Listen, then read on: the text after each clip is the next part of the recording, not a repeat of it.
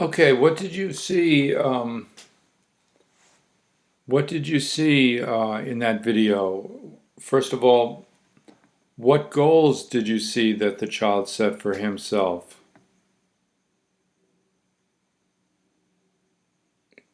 The goals that I saw were his decision to what? He wanted to connect the beads, but his goal wasn't simply connect beads haphazardly. He really separated beads out and put them together, so his goal was to pop together beads one at a time, individually. So he took them apart. He never popped together two beads at a time, put it aside, and two more, or took beads that were already connected and popped them together. Instead, he made sure every bead was separate and then popped them together. And if he found two that were connected, he pulled them apart and popped them together.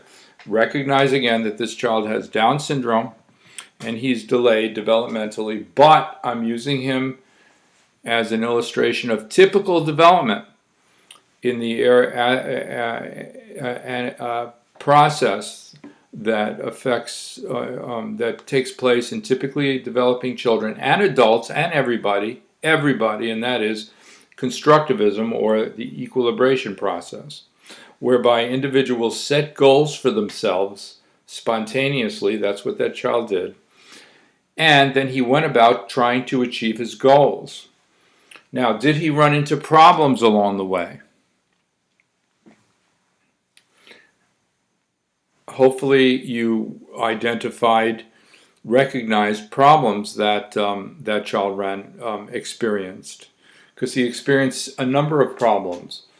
One was his positioning of his hands. The beads were very flexible, so that it was very hard sometimes for him to pop them together.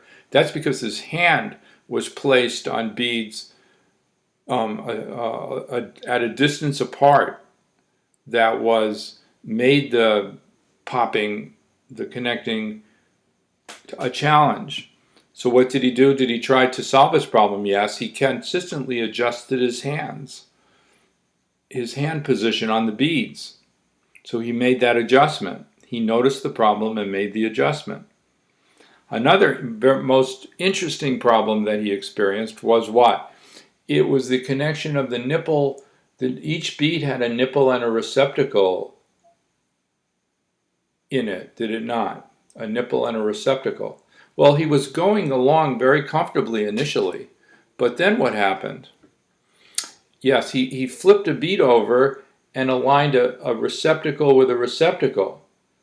It didn't work. In other words, although it seemed like he was doing well, and he was thinking about receptacle and nipple, at a certain point in his connecting of the beads, he flipped one over and revealed that although he was succeeding at the task, he didn't really seem to be thinking about the systematically connecting the nipple to the receptacles. So at that point, he tried to connect two receptacles together. It didn't work, and then he did compensate for the problem. He turned it over and popped them together. Now, interestingly enough, he set a new goal for himself after he succeeded a little while, and that new goal was, initially he was connecting beads, I think it was right to left. But after the second time of 2 times at doing this, during the second time, he shifted and started going the other way. And when he started going the other way, he ran again into the receptacle and nipple problem. He tried to connect the beads nipple to nipple. It didn't work. And several times he had that problem, and he compensated for it. But notice, when he ran into the problem, it really, I think, raises our awareness that when he was successfully doing it, he wasn't maybe thinking clearly about the attributes. He wasn't completely conscious of or aware of the attributes of the objects. That is, he was apparently aware of the beads and that they could connect together, but he wasn't completely aware that that a nipple had to go into a receptacle. That is, that the beads had attributes. We didn't explain anything to the child. We didn't give the child any directions.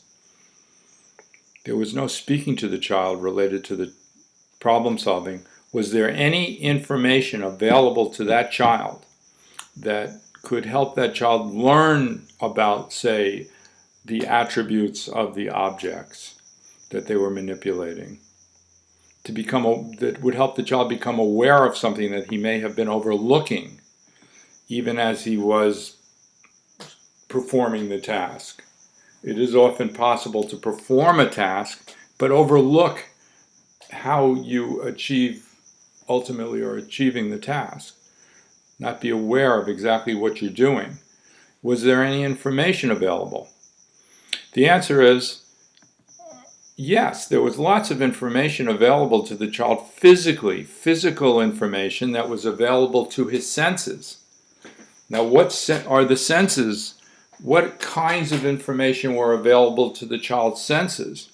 Well, there certainly was visual information available to his visual sense as he saw the beads, flopping around and not easily connecting, not connecting yet until he finally got them to connect. By adjusting his hand position, there was also tactile information as he was feeling the beads flopping around, and as he was pushing on the beads, he was feeling things. So he had tactile information, he had visual information, he may have had auditory information. Nobody was talking to him, but when the beads popped, it makes a sound, so he got maybe auditory information from the experience. Like I said, is a feel to it when the thing pops, so more tactile information. But another kind of information the child received, and another sense that's very important in a child's play and problem-solving behavior, a physical sense, is proprioception. Proprioception. And proprioception is the sense of where your body is in space. It's a very strong and important sense. It's the senses the receptors for the sense are Golgi receptors that are in your joints, in your various joints, and your body feels where it is in space. In fact, that business of feeling where your body is in space and kinesthesis, feeling its movement, proprioception and kinesthesis, feeling your body in space and sensing its movement, that is such a strong sense that when amputees have a part of their body removed, they still have a sense that the body remains in place. They have a phantom limb. It's called phantom limb syndrome, where the individual continues to feel that part of their body even though it's been amputated. They feel where it is because proprioception is maintained even without the body. There's such a representation of the body part. And in fact, if the individual has pain in the body part before amputation, often the pain is maintained even though the source of the pain is removed. That's amazing. That's how strong proprioception is. It's a sense we often overlook. Now, what kind of information could the child have gotten through proprioception? Well, they can get lots and lots of information, like the shape of the beads, because their hands would be around the beads, the sense of the actual sense of pushing, what pushing really means, because there's a feeling of your body, the pressure on your body, so pushing and pulling. And length, the bead, as the bead string got longer and longer, and the child was trying to control it, and stretched his arms out and put his arms together, you would get a sense of length. Positioning of the hands on the bead string, all of that information is available through proprioception. That information feedback information. We call that feedback information. We use our senses to get information back from the environment as we try to achieve our goals. We use our senses to get information back. That's feedback. We have social feedback out there.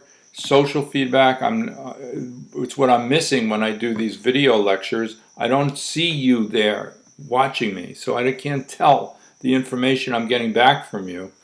Not until I finally, earlier today, met with you online, did I get feedback from you about these lectures. Some positive feedback, it seemed to me, some complaining feedback.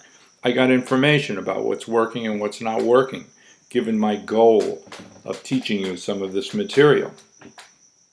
Well, as the child's engaged in the task, they're getting information back from all the material that child was getting information back from his beads through his senses. And that sensory feedback, he wasn't getting the visual, he wasn't getting social feedback, nobody was commenting on anything. He was engaged in his task. He received sensory feedback, and the sensory feedback that he received from his actions, can contribute to mental representations of things.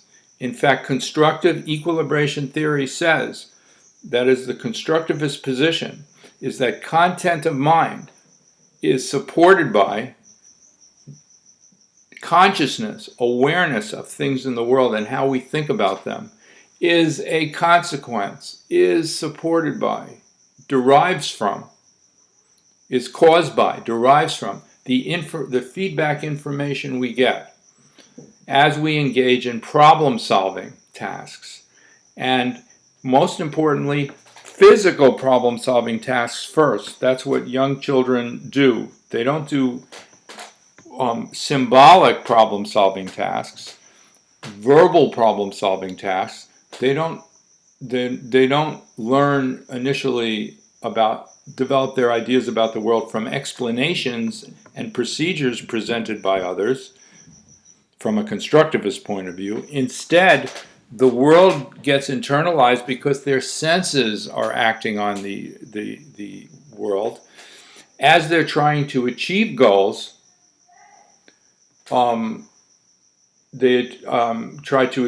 identify problems in the process, try to resolve these problems, receive feedback from their actions as they do all of this, and most importantly, just as importantly, then they reflect on or think about their efforts. Reflection is the final step in the constructivist procedure.